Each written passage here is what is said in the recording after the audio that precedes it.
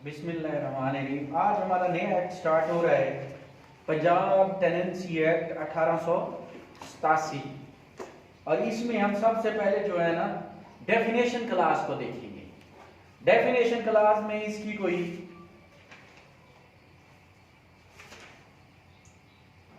24 डेफिनेशनें या 30 डेफिनेशनें हम करेंगे जो वेरी वेरी इंपॉर्टेंट होगी। उस डेफिनेशन क्लास से ही आपकी तमाम असाइनमेंट सेट होंगी। कोई भी एक्ट जब स्टार्ट होता है तो उसमें बेसिक चीज डेफिनेशन है, क्योंकि ये टर्मिनोलॉजी जब आपको आएगी तो आगे आप उस एक्ट को एक्सप्लेन कर सकते हैं, उसको समझ जाएंगे कि ये टर्म जो है सर्वे मार्क रेवेन्यू ऑफिसर जो यूज हो रही है इसका मतलब क्या है। वो टर्में जो हैं वो हम उस डेफिनेशन क्लास से देख के सेट कर लेंगे। ये नहीं है कि जहां पे रेवेन्यू कोड लिखना हो तो रेवेन्यू कोड की पूरी डेफिनेशन लिखनी, सर्वे नंबर आ जाए तो उसकी तमाम डेफिनेशन, रेट्स एंड सेस की बात आ जाए तो हम पूरी, अब 5-5 लाइनों की डेफिनेशन है, वो हर एक्ट में हर लफ्ज के साथ रिपीट नहीं होती। इसलिए हर एक्ट का पहले डेफिनेशन क्लास होता है जिसमें जो मेन टर्मिनोलॉजी है उसको डिफाइन किया जाता है। तो पहले नंबर पे है हमारे पास एग्रीकल्चर ईयर के जरी साल किसको कहेंगे हम। तो उसने कहा agriculture year means the year commencing on the first day of July, जो 1 जुलाई से स्टार्ट होता है, और on such other date as the board of revenue. अगर 1 जुलाई से स्टार्ट नहीं होगी तो कोई और डेट अनाउंस करनी हो तो वो बोर्ड ऑफ रेवेन्यू जैसे मुनासिब समझे उस डेट से भी उस डेट से भी एग्रीकल्चर ईयर स्टार्ट हो जाएगा। अब 1 जुलाई तो बता दिया, अगर ये मुनासिब नहीं लग रहा तो 1 अप्रैल कर ले, 1 दिसंबर कर ले, वो बोर्ड ऑफ रेवेन्यू जैसे मुनासिब समझे। एरियर्स ऑफ लैंड रेवेन्यू, बकाया जात लैंड रेवेन्यू को क्या कहेंगे हम? एरियर्स बकाये जात, तो it means land revenue which remain unpaid, जो क्या रह गए हो, अनपेड रह गए हो। कब? After the date on which it becomes payable, उस दिन के बाद जिस दिन ये काबिले अदायगी हो, उस दिन अगर अदायगी ना की गई तो उस दिन के बाद जो डेट आगे बढ़ेगी, जो रेवेन्यू जो बकाया जात होंगे वो एरियर्स की मद में जाएगा।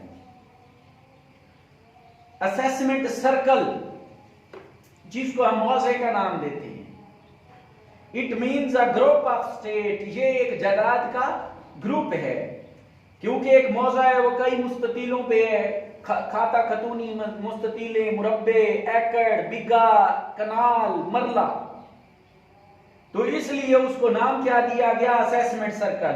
एक सर्कल बना लेते हैं और उसका फिक्स रेट लगा लाते हैं कि इस मौजे में जो भी जमीन होगी इसके एरियर्स इसके जो रेवेन्यू होगा वो इतना होगा पर एकड़ के हिसाब से।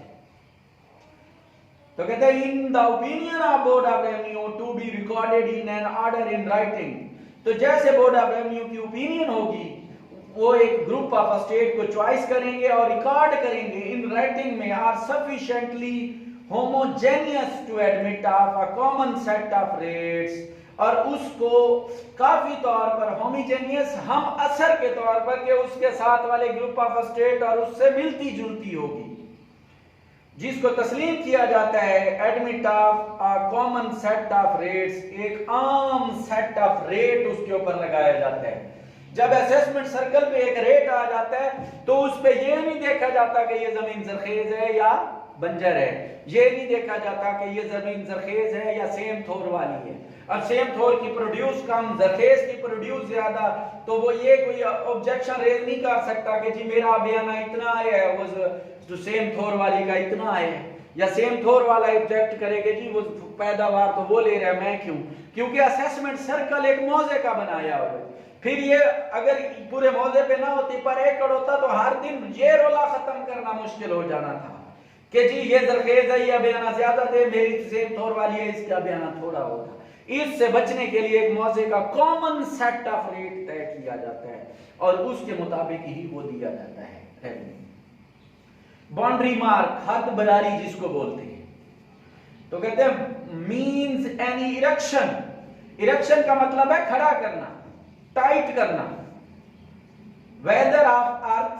अब आप खड़ा किससे करेंगे, चाहे वो अर्थ जमीन से खड़ा कर लें, कोई उभार स्टोन पत्थर लगा लें, या अदर मटेरियल या कोई और मटेरियल लगा के एक बाड़ नुमा खड़ा कर दें, एनी हेज, हेज भी बाड़ को बोलते हैं, अनप्लज्ड रिज और स्ट्रिप्स ऑफ ग्राउंड, अनप्लॉड कहते हैं बगैर हल चलाए कोई बना बना ले, और स्ट्रिप कोई रस्सी लगा दें ऑफ द ग्राउंड, ग्राउंड के ऊपर, या अदर ऑब्जेक्ट ऑफ मार्क, या कोई और ऑब्जेक्ट ऑफ मार्क लगा लें, वेदर मटेरियल और आर्टिफिशियल, चाहे मटेरियल हो या फर्जी तौर पे कोई निशान लगा लें, सेटअप वहां पे लगा दें, एम्प्लॉयड, सेटअप, एम्प्लॉयड और स्पेसिफाइड, तीन लफ्ज यूज हुए हैं बड़े तरतीब के साथ, जिनका मतलब लगाना है बाय आ रेवेन्यू ऑफिसर। और ये निशान कौन लगाता है, रेवेन्यू ऑफिसर लगाता है, उस एरिक्शन को खड़ा करके कि हद बरारी जाहिर हो जाए, कि एक झंडी लगा दे,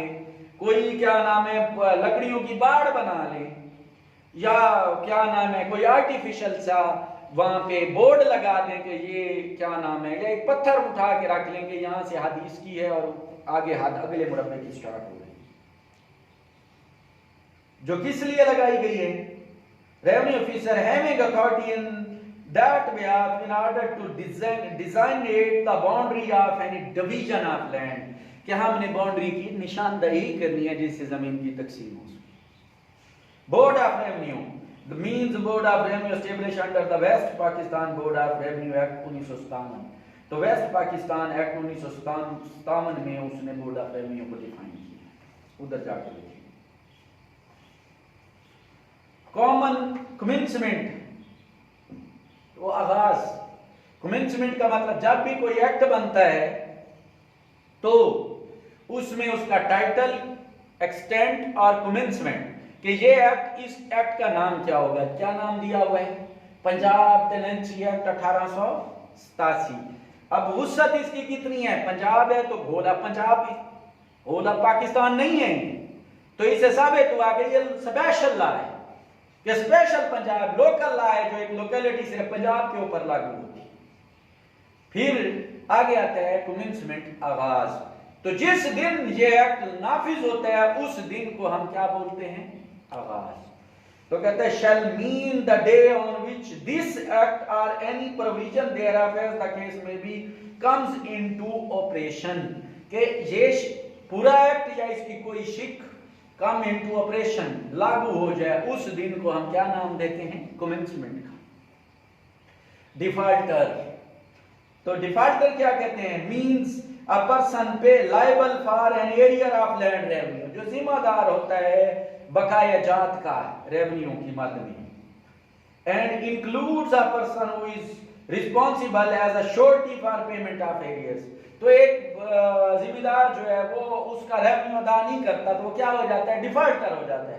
तो उसको गिरफ्तारी जब करते हैं तो वो कहता है मैं श्योरिटी देता हूं, मैं पैसे दे दूं, तो उसकी जगह जब कोई श्योरिटी देना, सामान जामिन देना कोई और बंदा आएगा तो वो भी डिफाल्टर की माध्यम में होगा। तब भी अगर पेमेंट रिकवर ना हो, श्योरिटी देने के बाद भी रिकवर ना हो, तो जो श्योरिटी बंदा दे रहा है ABCD, तो वो भी डिफाल्टर की माध्यम में होगा। इनकम्ब्रेंस, बारे कफालत, बोझ, चार्ज, कोई बर्डन जमीन के ऊपर हो, फर्ज करें कि मैंने ठेके पे दिया हुआ है 2 साल के लिए मुस्ताजरी के लिए, तो वो मुस्ताजरी 2 साल के मैंने उसके 12 लाख रुपया लिया हुआ है 2 साल का 1 एकड़ के ऊपर, तो ये क्या है, बारे कफालत है इसके ऊपर, कि जब तक वो 2 लाख रुपए वाला बंदा, 1 लाख रुपए वाला बंदा अपनी एंजॉयमेंट या कॉन्ट्रैक्ट पूरा नहीं कर लगता, उस वक्त तक आप जमीन किसी के हवाले नहीं कर सकते। तो मीन्स अ चार्ज अपॉन और क्लेम अगेंस्ट लैंड, के जमीन के खिलाफ कोई चार्ज है या कोई क्लेम है, arising out of a private grant और कॉन्ट्रैक्ट, जो एक प्राइवेट ग्रांट और कॉन्ट्रैक्ट से है। स्टेट, जायदाद, मीन्स एनी एरिया, कोई भी एरिया हो सकता है, for which a separate record of rights has been made, जिसका एक अलग से रिकॉर्ड ऑफ राइट जमाबंदी मौजूद हो, which has been separately assessed to land revenue, जिसका एक अलग से रेवेन्यू असेस किया जा रहा हो, which the board of revenue may by general rule or special declared to be an estate, या उसका मतलब कि अलग से रिकॉर्ड ऑफ राइट भी ना हो, सेपरेटली असेस भी ना हो, तो उस जमीन के लिए बोर्ड ऑफ रेवेन्यू डिक्लेयर कर दे कि जी ये भी जायदाद है। होल्डिंग कब्जा, तो कहते हैं means a share of portion of an estate held by one land owner और जॉइंटली बाय टू और मोर लैंड ओनर। तो कहते हैं कि ये एक हिस्सा होता है पोर्शन ऑफ एन एस्टेट, जायदाद के एक हिस्से का है, हेल्ड जो कब्जे में रखा हुआ है बाय वन लैंड ओनर, चाहे एक लैंड ओनर ने या जॉइंटली या एक से ज्यादा ने कब्जे में रखा हुआ है, या बाय टू और मोर लैंड ओनर या दो से दो ज्यादा ने कब्जे में रखा हो, तो उसको होल्डिंग कहते हैं। लैंड ओनर जमीन का मालिक, include a person to whom a holding has been transferred. तो कहते हैं लैंड ओनर जमीन का मालिक भी होता है और उसमें वो बंदा भी शामिल होता है जिसको जमीन का कब्जा ट्रांसफर किया जाता है। मौके पे मालिक वही जाहिर होता है, चाहे उसके पास मलकियत नहीं है, क्या है, कब्जा है।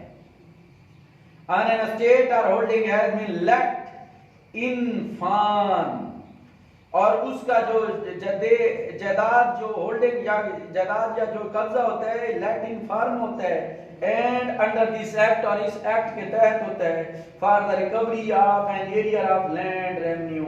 तो वो इसलिए इसको लैंड ओनर को डिक्लेयर किया गया कि इससे साबित हो कि हमने बकाया जात रेवेन्यू किससे लेंगे।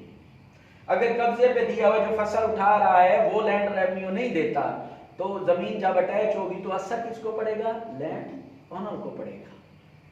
तो इसलिए इसको स्पेसिफाई करना बहुत जरूरी है लैंड ओनर का कि हम एरिया किससे वसूल करें। और of sum recoverable as sum such as an arrear, और वो रकम जो एक बकाया जात की मद में पड़ी हुई है, and any other person who is in possession of a state, या कोई दूसरा बंदा जो उस स्टेट के ऊपर काबिज है, और एनी अदर शेयर, या उसका कोई हिस्सा है और पोर्शन है, thereof or in enjoyment of any part of the profit of an state but does not include a tenant.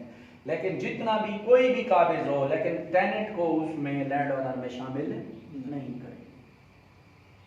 Land Lord, land owner हो गया, अब कौन आ गया, land Lord means a person under whom a tenant holds land and to whom the tenant is or but for a special contract। Landlord वो होता है जिसकी मलकियत तो अपनी होती है लेकिन उसकी जमीन को खुद काश्त नहीं करता, बल्कि उसने आगे ठेके पे दिया हुआ है, जिसके अंदर टेनेंट हो। or but for a special contract would be liable to pay rent for that land and shall include lessee mazargi of such person and the predecessor and successor interest of such person। और उस बंदे के लेसी के predecessor और successor भी उसमें शामिल होंगे, वो भी लैंडलॉर्ड कहलाएगा। अब लैंडलॉर्ड जब अपनी जमीन किसी कॉन्ट्रैक्ट के जरिए टेनेंसी पे दे देता है और उसका टेनेंट आ जाता है, अब वो मालिक तो है लेकिन काबिज नहीं है, तो जो बंदा अपनी जमीन किसी को ठेके पे देता है तो उसको हम क्या बोलते हैं, लैंडलॉर्ड। और लैंड ओनर वो होता है जो काबिज भी खुद हो, मालिक भी खुद, या उसने अपने गिरे से किसी को कॉन्ट्रैक्ट पे दी हुई हो कब्जे के तौर पर, लेकिन टेनेंसी के तौर पर ना दी हो। समझ आई। लैंड रेवेन्यू, आमदनी, जमीन से आमदनी, means land revenue assessed or assessable under this act or under any other law for the time being in force related to land revenue। तो लैंड रेवेन्यू क्या है कि ये असेस किया जाता है या असेसिबल होता है, काबिले पेशन गोई होता है, काबिले तायन होता है अंडर दिस एक्ट, इस एक्ट के तहत, और under any other law for the time being in force, या किसी दूसरे लॉ के तहत होता है। तो किससे ताल्लुक रखता है, relating to land revenue. Revenue आमदनी, लैंड जमीन से, वो लैंड रेवेन्यू वो आमदनी जो गवर्नमेंट के खाते में है। And include any rates imposed on account of increase in value of land due to irrigation, या वो रकम भी उस लैंड रेवेन्यू में शामिल होगी अगर उसको पाकिस्तानी हुकूमत या गवर्नमेंट हुकूमत पंजाब ने उसको नहरी पानी की सहूलियत फराहम कर दी, जिससे उसकी वैल्यू अबव हो गई। जिस ज़मीन को नहरी पानी लगता है उस ज़मीन की मालियत बहुत ज़्यादा है, सब पहले नंबर पे। अगर उसकी ट्यूबवेल से लगती है उसकी मालियत फिर कम है, अगर उसको बारिश और किसी झट्टे से लगता है तो वो उसकी वैल्यू अलग से। लीगल प्रैक्टिशनर, इसको means and legal within the meaning of legal practitioner act. Net assets, net assets मौके पे असासा जो होता है, तो कहते हैं of an state or group of a state means estimated average annual surplus produce of such a state or group of a state remaining after deduction of ordinary expenses of cultivation as ascertained or estimated। Net assets वो होते हैं जो आपकी बचत होती है। मैंने एक फसल ली 1 साल के लिए ठेके के ऊपर, 1 साल जब मैंने उसकी काश्त की, गन्ना काश्त की और कपास काश्त किया, 1 लाख मैंने उसका ठेका भरा और 3 लाख रुपया मैंने उसके ऊपर फसल कपास की मद में किया, और 1 साल वो 1 लाख हो गया, 2 लाख हमारा अखराजात की मद में 3 लाख हुआ, आमदनी मुझे कितनी हुई 5 लाख। तो 5 लाख की मद में से 2 लाख जो 3 लाख अखराजात की मद में मना हो गए, बाकी बचे 2 लाख वो मेरे क्या हैं, net assets. Patwari shall be deemed to include a tapedar and special और एडिशनल टपीदार। तो पटवारी खुद हो गया, ये जो सर्कल असेसमेंट का एक मौजे का पटवारी होता है, तो उसमें टपीदार भी शामिल है, नंबरदार भी पटवारी का बाजू का दर्जा रखता है। पे अदायगी विद इट्स ग्रामेटिकल वेरिएशन, अगर इसको हम ग्रामरी तौर पर तगय्युरात देखें एंड कॉग्नेट एक्सप्रेशन, और इसका एक ठोस इबारात निकालें, तो कहते हैं इंक्लूड इसमें शामिल है when used with reference to rent.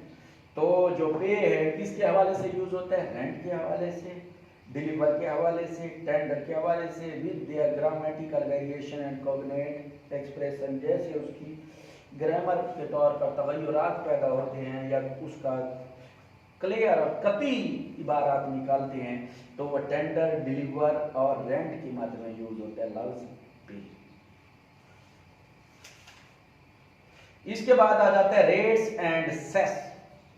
Rates अबयानी की मद में हो सकता है, सेस लगान को बोलते हैं कि इस जमीन के ऊपर कितनी लगान आ रही है। कहते हैं means rates and sets which are primary payable by land owner and includes, और इसमें शामिल है द लोकल रेट, इलाकाई रकम, if any payable and under any law for the time being in force, चाहे वो किसी लॉ के तहत, लेकिन शर्त यह है कि वो लॉ क्या हो, नाफिजुल अमल हो, एंड एनी फी, और कोई भी रकम सिमिलरली लिविएबल जो उसके ऊपर लगाई जाती है from land owner, land owner से चार्ज की जाती है फॉर यूज ऑफ और benefit derived for environments and works for supply storage water of pyramid. अब देखिए एक ज़मीन है, उसकी काबिल पैदाइश करने के लिए हुकूमत ने क्या बना दी, बाढ़ बना दी, कोई रुकावटें, दरियाई ज़मीन है, उसकी पानी आता है, पानी आने से फसलें क्या हो जाती हैं, तबाह होती हैं, तो हुकूमत ने अपने खर्चे से, जेब के खर्चे से एक बाढ़ बना दी, पत्थर की बाढ़ बना दी ताकि ये ज़मीन ख़राब ना हो। जब पत्थर की बाढ़ लगी तो उसके ऊपर खर्चा ना हुआ। जब गवर्नमेंट खर्चा करती है तो वो सीधी बात है कि किस मद में रिकवर करती है, रेट और सेस की मद में। कि बाढ़ अरबों रुपए की बाढ़ लगी हुई है दरिया सिंध में, जाके देखने पत्थरों की, तो अब जब जितना पानी आ जाए फसलें तबाह तो नहीं होगी, पानी भी नहीं आने जाता। फिर है विलेज ऑफिसर सेस, जो 5% वो अबयाना वसूल करता है, उसमें से 5% विलेज ऑफिसर नंबरदार का होता है, तो वो भी रेट एंड सेस की मद में याद किया जाता है। Any sum payable on account of village expenses, या मिल के गांव की भलाई के लिए कोई सड़क बनाते हैं, कोई पाइपलाइन लगवाते हैं, या कोई जिससे तमाम कॉमन कोई तालाब बनवाते हैं, साफ पानी का फिल्टर लगवाते हैं, तो वो विलेज सेस की मद में, उसको भी हम रेट एंड सेस कहें। रेंट, किराया, तो कहते हैं rent means whatever is payable to landlord in money, जो लैंडलॉर्ड को हम पे करते हैं किस शक्ल में, मनी की शक्ल में। कौन करता है, by a tenant, tenant on account of the use और ऑक्यूपेशन ऑफ द लैंड, उस जमीन को इस्तेमाल करने की मद में या कब्जे की मद में। But shall not include any cess और अदर कंट्रीब्यूशन और ड्यू और एनी फ्री पर्सनल सर्विसेज, और उस इसमें, लेकिन इसमें ये चीज़ें शामिल नहीं है, कोई अगर कंट्रीब्यूशन की है, कोई लगान लगाई है और वो पर्सनल ज़ाती सर्विस के लिए लगाई गई हैं, तो वो रेंट में शामिल नहीं होगी। रेंट सिर्फ वो होता है जो लैंडलॉर्ड लेता है टेनेंट से अपनी ज़मीन के इस्तेमाल और कब्जे की मालिक। रेवेन्यू कोर्ट, तो कहते हैं revenue court means a court constituted as such under the law relating to tenancy as in force for the time being. तो कहते हैं रेवेन्यू कोर्ट वो होती हैं जो बनाई जाती हैं इस लॉ, कौन से लॉ के तहत, टेनेंसी की लॉ के तहत। और वो लॉ जो टेनेंसी है, जैसे कि ये हमारा एक्ट है पंजाब टेनेंसी एक्ट 1887, अगर कोई मसला पड़ता है तो कोर्ट जाएगी, तो इस कोर्ट में इस एक्ट के तहत एक कोर्ट बनाई जाती है जिसको हम रेवेन्यू कोर्ट का नाम दिया है। रेवेन्यू ऑफिसर, तो revenue officer means revenue officer having authority under this act. इस एक्ट के तहत जो भी ऑफिसर लगाया जाएगा उसको रेवेन्यू ऑफिसर कहेंगे। वो क्या करेगा, act to discharge the function of revenue officer, अपने फ़र्ज सर अंजाम देगा एक रेवेन्यू ऑफिसर के तहत। हमारे ये तहसीलदार, नायब तहसीलदार, ये सारे revenue officer. Survey mark means any mark set by the department of सर्वे पाकिस्तान, कोई ऐसा निशान जो पाकिस्तान के डिपार्टमेंट सर्वे ने लगाया हो तो उसको हम क्या नाम देते हैं, सर्वे मार्क। सर्वे नंबर और खसरा नंबर, सर्वे नंबर और खसरा नंबर, ये दो। खसरा नंबर वो वह डॉक्यूमेंट है जो किसी भी बंदे के कब्जे के बारे में शो करता है, वह जो डॉक्यूमेंट है एग्रीकल्चर लैंड में। तो कहते हैं means a portion of land of which the area is separately entered under an indicative number in record of right. ये एक मखसूस ज़मीन का टुकड़ा है, इसका एक खसरा नंबर है और उसके ऊपर लिखा होता है कि इस टुकड़े के ऊपर फलां बंदा कागज। टेनेंट, लैंडलॉर्ड, उसके बाद टेनेंट, मजारगी means a person who hold land under another person. Tenant वो बंदा है जो ज़मीन को अपने कब्जे में रखता है दूसरे के बिहाफ पे। Is are but for a special contract, लेकिन उनके दरमियान ये ख़ास कॉन्ट्रैक्ट होता है। Would be liable to pay rent for the land, और उस ज़मीन का वो क्या अदा करता है, रेंट अदा करता है। And includes the predecessor and successor in interest of such person, और इसमें के predecessor और successor भी शामिल होंगे। अब मैंने 2 एकड़ ज़मीन ली, ठेके पे ले ली, मतलब टेनेंसी पे ली, और उसको मैंने 2 साल का मुआहदा किया कि 2 साल की मुआहदे का हमारा टेनेंसी चलेगी। 1 साल तो मैंने बीती, 1 साल के बाद मैं फौत हो गया, तो अगर मेरी औलाद होगी तो वो भी टेनेंट शुमार होंगी। अगर मेरी औलाद नहीं है, मेरे बाप, भाई, वारिस जितने भी होंगे वो भी क्या शुमार होंगे, टेनेंट। इसलिए उसने प्रीडिसेसर और सक्सेसर का नाम दिया। फिर आगे आ जाता है विलेज ऑफिसर, तो कहते हैं means any person appointed under this act whose duty it is to collect और supervise the collection of revenue of an estate, कि जिसकी ड्यूटी क्या है, कि विलेज ऑफिसर की ड्यूटी है कि सिर्फ आपने कलेक्ट क्या करना है, रेवेन्यू, जायदाद का रेवेन्यू कलेक्ट करना है। State to collect the revenue an state and include, और इसमें शामिल है कानूस, पटवारी, जब्त, कोतारस, टपीदार, पियंस, अरबाब, रैस और हेडमैन। और टेनेंसी किसे कहते हैं, tenancy means a parcel of land, एक ज़मीन का टुकड़ा है। And includes land fed by rains, और वो ज़मीन अनइरिगेटेड लैंड की मैं डेफिनेशन पढ़ रहा हूँ। अनइरिगेटेड मतलब वो ज़मीन जो पानी से, नहर के पानी से सराब ना हो। Means land other than irrigated land, and includes land fed by rains, और उसमें वो ज़मीन शामिल है जो सिराब होती हो बारिश से, फ्लड से, हिल्स, टोरेंट से, पहाड़ों से जो आबशारें निकलती हैं। अनकल्टिवेबल और वेस्ट लैंड, और वो भी अनइरिगेटेड लैंड में शुमार होगी जिसके ऊपर हल ना चलाए जाए गए हों और बारिश की वजह से या दरियाओं की टुकड़ियाँ की वजह से वेस्ट हो जाती है, वो ज़मीन को भी हम अनइरिगेटेड लैंड कहेंगे। इसके बाद आ जाती है tenancy. Tenancy means a parcel of land, ये क्या है, एक ज़मीन का टुकड़ा है, हेल्ड बाय अ टेनेंट, जो टेनेंट अपने कब्जे में रखता है। अंडर वन लीज, एक लीज या सेट ऑफ लीज कंडीशन, एक लीज 1 साल की लीज होगी तो 1 साल की, 2 साल के लिए, 3 साल के लिए, 5 साल के लिए, तो फिर सेट ऑफ लीज वैसे माहिदा लीज का 1 साल के लिए होता है, कानून हमारा पूरा हो गया।